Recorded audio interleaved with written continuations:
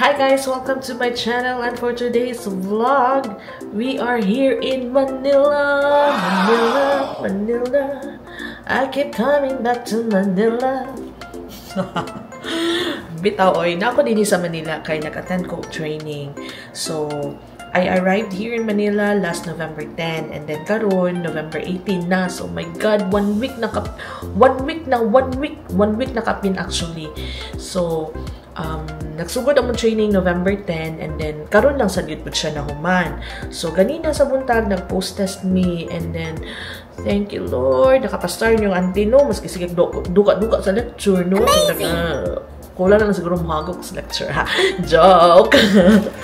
Bitaw, oy. Di ba yun malikayan nga mag-lecture, di ba magduka-duka, magigit ka. So, karon guys, kanang nag-ilis yung auntie, no? Kaya ako, gusto ko maadto sa Quiapo Church.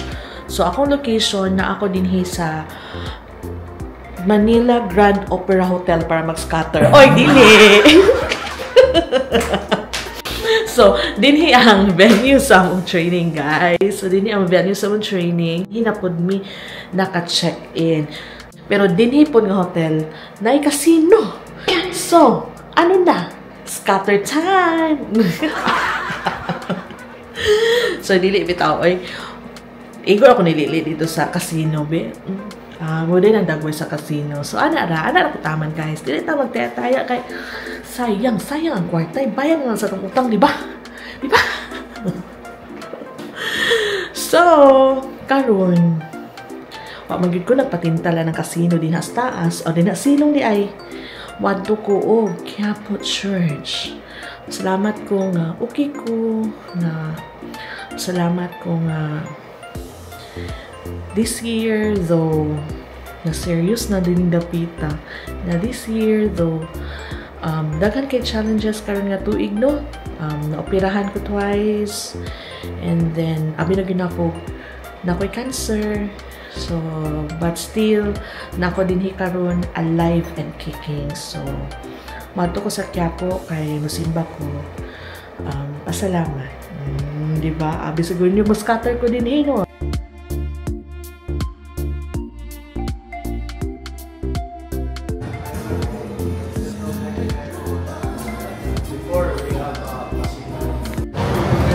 Guys, mauto ang casino, di ba? Igor ako nilili. Igor kita mo lili. So now I'm waiting for my Grab car. So mga 12 minutes I have makabot ng akong Grab. So lingkod-lingkod sa tadin sa lobby while waiting.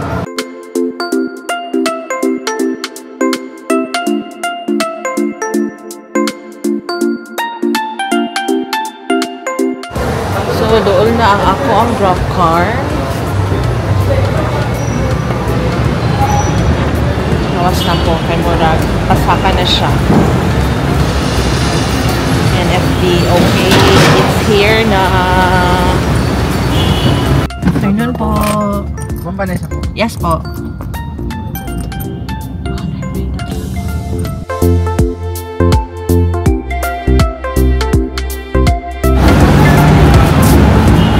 Doon naman dahil kayo siya from our hotel. Pwede na gid tayo, paklayo.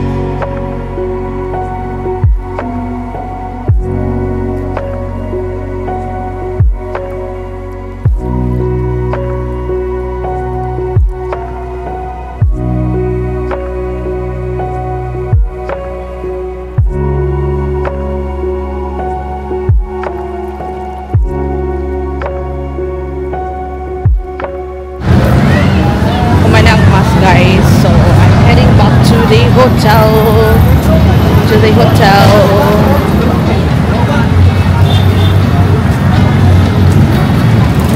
Doon lang hotel, kaya na baklayon. So, I'll try to baklay. Kaya feeling ako, mas dali ko maabot sa hotel kung ako siyang baklayon. Kaya kung magsakay ko, matutuyok ako. Kanya, traffic pa yun.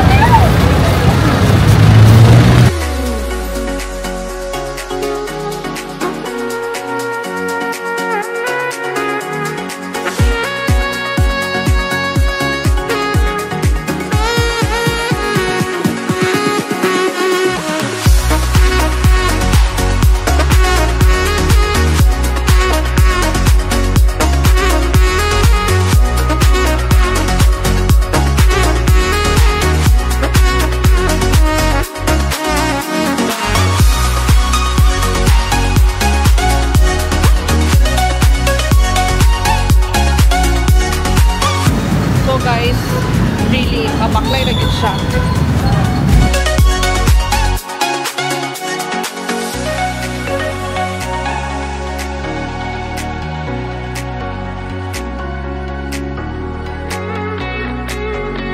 So, from Quiapo Church to Grand Opera Hotel, naragin siya sa mga 15 minutes. Pero ako, diretso ako sa Jollibee.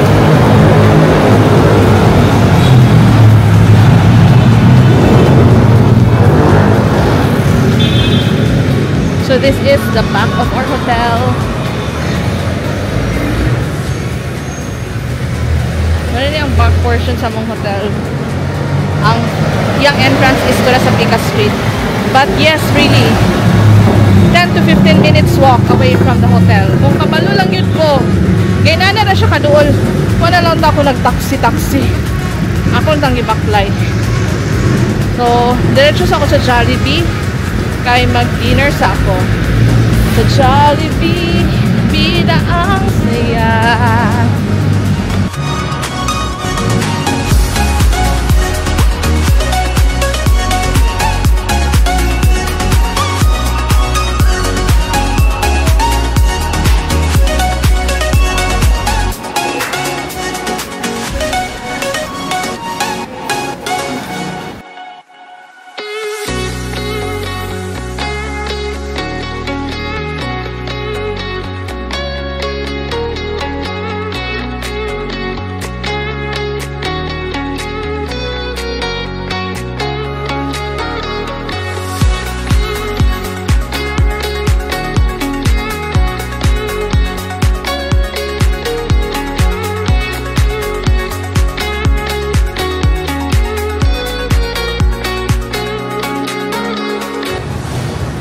Alright, I'm done eating my dinner and I'm heading back to the hotel to rest, of course.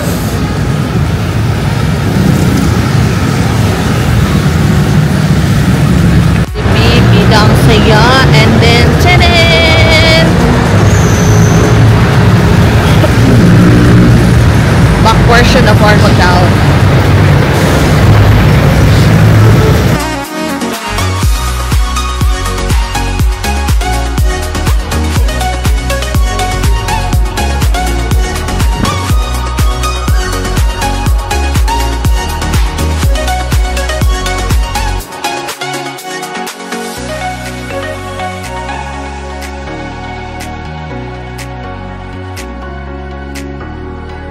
So guys, nakabalik na ko din sa hotel. It's time for me to rest. Grabe kayo, no? Gitiming gid sa Ginoo nga pag-abot na ako, nag-start ang mass. So, yagid kong gipa-appeal sa misa. So, Lord, thank you kayo. Thank you, Lord. Thank you, Lord. Thank you, Lord. Thank you, Lord. So, murag meant to be good nga musimba ko karon nga adlaw dito sa Quiapo Church. So, guys, ang Quiapo Church di ay dool na rin siya dinhi sa amuang hotel, you know. Nag-grab pa ko ganina, nag-grab car ko ganina, and 109 naman sa noon, pero dool na siya. As in, dool na. So, pag uli, ako na siyang gibaklay. Mura ako nagbaklay sa Kubo, din sa Cagayan de Oro. So, gibaklay na ako siya, mga 10 minutes to 15 minutes walk. Nakaabot na ko din sa mong hotel, but wala ko gidiretso dinhi sa hotel. Nihapit ko sa Jollibee nga abay rapod sa hotel kay mag-dinner kay gutom na yung ante with comorbidities. So, di ba? So, gigutom.